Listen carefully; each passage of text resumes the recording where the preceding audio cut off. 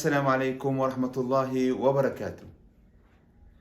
طلع البدر علينا من ثنيات الوداع، وجب الشكر علينا ما دعا لله داع. أيها المبعوث فينا جئت بالأمر المطاع، جئت شرفت المدينة، مرحبا يا خير داع. اللهم صل وسلم وبارك على سيدنا محمد، طب القلوب ودوائها وعافية الأبدان وشفائها. عدنا إليكم جمهورنا الحبيب بعد رحلة إلى المملكة العربية السعودية، إلى بلاد الحرمين لأداء مناسك العمرة. ندعو الله أن يرزق جميع من يشاهدنا ومن يشترك معنا في هذه القناة أن يرزقه هذه الزيارة، وأن يرزقه هذه الروحانيات، وأن يعيش هذه الأمنيات. داعين لكم إن شاء الله كل ما تتمنون، وقد دعونا إليكم في الحرم، ودعونا لكم في المسجد النبوي، وندعو الله أن يستجيب دعانا إليكم.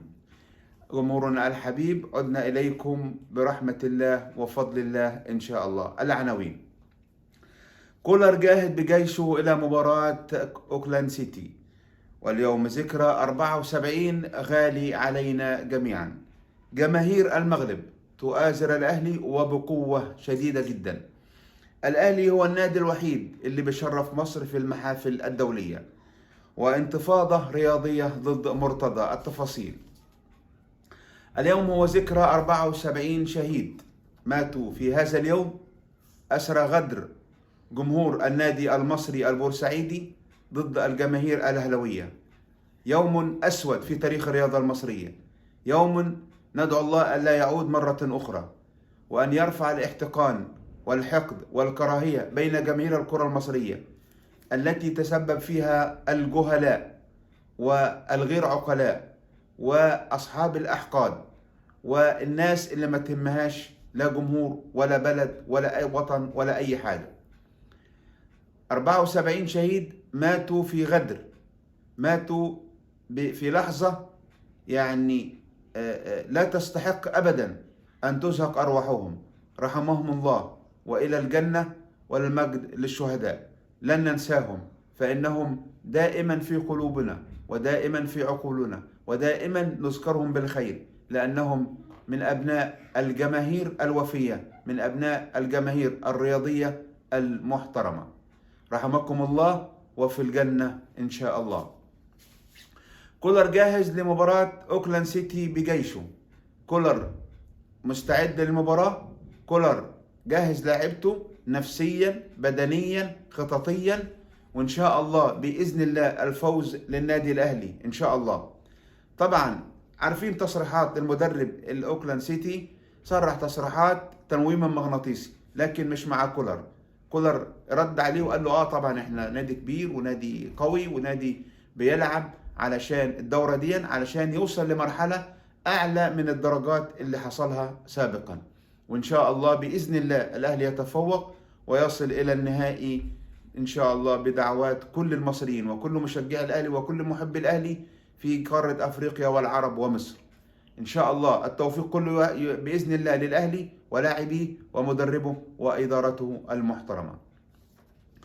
التشكيل المتوقع: محمد الشناوي وهاني ومحمود متولي ومحمد عبد المنعم وعلي معلول في الشمال.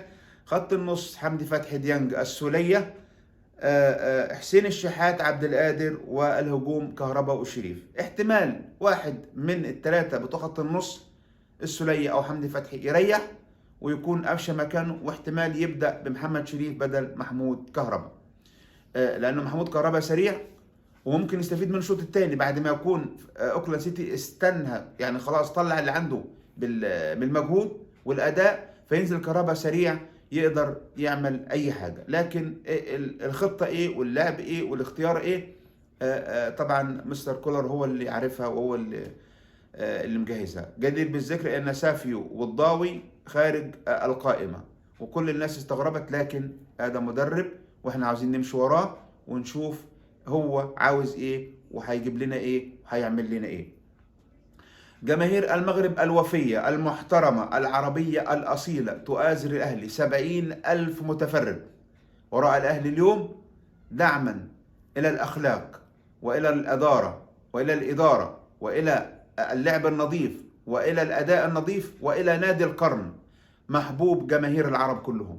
طبعا جماهير المغرب تقدر النادي الأهلي، جماهير المغرب تقدر محمود الخطيب، جماهير الأهلي تعرف جيدا من هو رمز الأخلاق، أسطورة الكرة الإفريقية، أسطورة الكرة المصرية، أسطورة الكرة العربية، محمود الخطيب. صدقوني عائلات تذهب إلى الفندق لكي تلتقط صورة مع الأسطورة، أسطورة الأدب والأخلاق، أسطورة الاحترام، أسطورة الأداء، محمود الخطيب.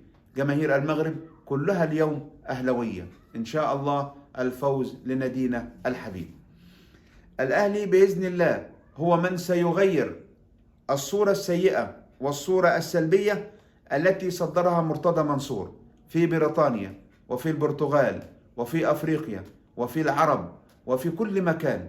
ملأ الدنيا ألفاظ بذيئة، ملأ الدنيا بذاءات، ملأ الدنيا سيئات، ملأ الدنيا شتائم، ملأ الدنيا سباب، ملأ الدنيا قبح، ملأ الدنيا كل ما هو فاسد جاء من هذا الشخص الذي دمر الرياضة المصرية وسمعة الرياضة المصرية. إن شاء الله الأهلي هو من سيغير هذه الصورة اليوم وبإذن الله تعالى. الأستاذ محمد شبانة الإعلامي المحترم الزملكاوي الأصيل لكنه محترم ويدافع عن الحق ويقف مع الحق ويتكلم الحق، في برنامجه قال إن الأهلي هو النادي الوحيد، واللي معاه طبعا اللي كانوا موجودين في الحلقة امبارح قالوا هو النادي الوحيد اللي بيتسبب في كتابة أي شيء إيجابي للكرة المصرية. يعني الأهلي هو الوحيد اللي بيعمل حاجة كويسة للكرة المصرية، يعني الأهلي هو الوحيد اللي بيقدم كورة كويسة للكرة المصرية في العالم كله، والعالم كله بدأ يبص على الكرة المصرية بسبب النادي الأهلي، وأعلنها امبارح محمد شبانة على قناته. طبعا النادي الأهلي بينه وبين الأقزام مسافات، بينه وبين من يحاربه ويهينه ويسبه يوميا وليلا ونهارا، بينه وبينه مسافات السماء والأرض، ولن يصلوا إلى هذا المستوى سواء أداء سواء احتراف سواء أخلاق سواء أدب أبدا، أمامهم فترة كبيرة حتى يصلوا إلى ما يقدمه النادي الأهلي. فالأهلي هو من فعلا يقدم ويغير التاريخ للكرة المصرية دائما أبدا، رغم أنف مرتضى منصور ورغم أنف وليد العطار ورغم أنف هاني أبو ريدة ورغم أنف من يساندهم ورغم أنف أعوانهم جميعا. الأهلي هو الأهلي، الأهلي يا سادة هو سيد الكرة الإفريقية وسيد الكرة المصرية. انتفاضة رياضية في مصر، علام يرفض قيد أي لاعب من الزمالك بسبب عدم دفعه المبالغ المتأخرة على نادي الزمالك وتقدر فوق 70 مليون. وأيضا حازم إمام ينتفض، أخيرا حازم إمام يتكلم. يجب أن نذكر شيء أمانة، حازم إمام ابن ناس متربي، أبوه وأمه ربوه على الأدب والأخلاق. هو زملكاوي متعصب لكنه ما بيخطأش، ما بيغلطش في حد، بس امبارح نطق الحمد لله وقال لمرتضى منصور انت يعني دايما تكذب ودايما فيك غل، عاوز تطلعني ان انا مش كويس قدام جمهور الزمالك، دايما بتصدرني للجمهور عشان الجمهور يتضايق مني. انت عمرك كل الكلام اللي انت بتقوله على ان الوزير تواصل مع الاتحاد المصري وبلغه انه انا مستعد ادفع الفلوس بتاعت الزمالك كلها، قيدوا لهم اللاعبين، قال لك ما حصلش والوزير ما عملش كده وما اتصلش علينا والكلام ده كله كذب. انت هتفضل تكذب لغايه امتى؟ انت هتفضل تهري للناس لغايه امتى؟ خليك مره راجل وقول ان انا غلطان، انت ما بتقولش ابدا ان انا غلطان. اخيرا حازم امام تكلم، يعني ديت معجزه.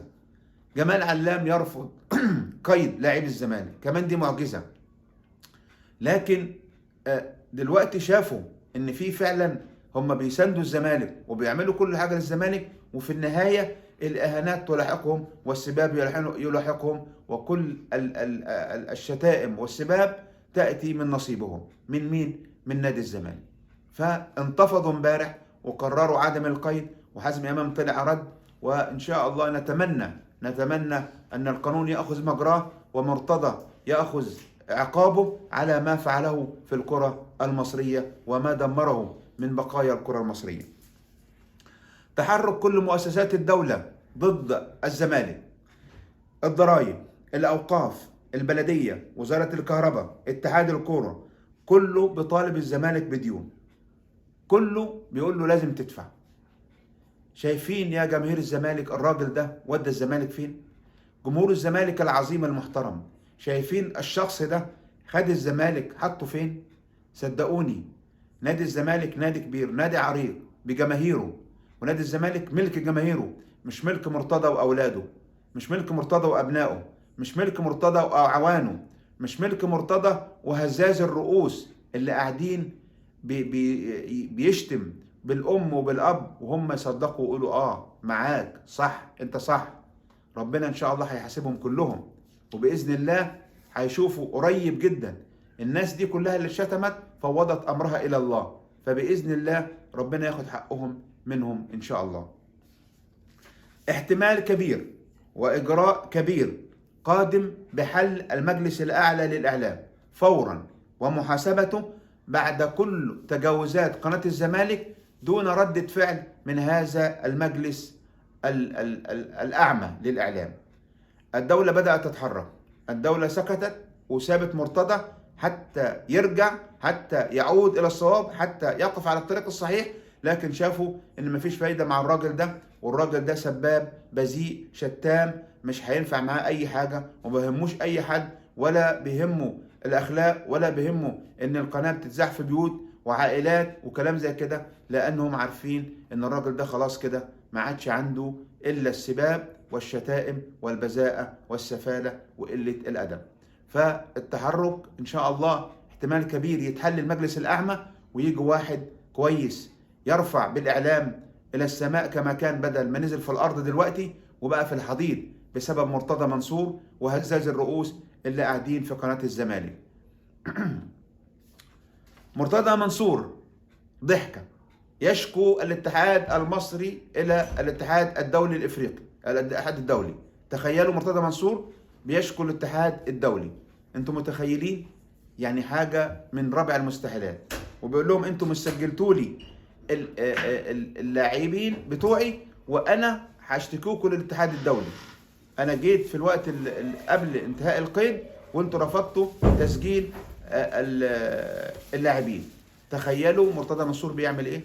مرتضى منصور اللي شتم الاتحاد المصري كله واحد ورا الثاني، ومتخيل ان الاتحاد الدولي هيقف وراه. جدير بالذكر ان فيريرا عاد مرة اخرى الى نادي الزمالك. طب ليه عاد؟ لانه ما عندهمش الشرط الجزائي ولا هيقدر يدفع الشرط الجزائي، فرجع فيريرا والجزمة في بق مرتضى منصور غصب عن مرتضى منصور وعن ادارة مرتضى منصور. هيرجع فيريرا وهيدرب الزمالك وهيعمل اللي هو عاوزه رغم انف مرتضى منصور. ان شاء الله هيتشال ويجي حد كويس يمسك نادي الزمالك في وجود فيريرا. اخيرا دعوات كل المصريين اليوم وكل العرب وكل الافارقه بان الاهلي يفوز في هذه المباراه ويوفق في هذه المباراه، وان شاء الله نلتقي بعد المباراه باذن الله. الى ان نلقاكم دمتم وفي امان الله.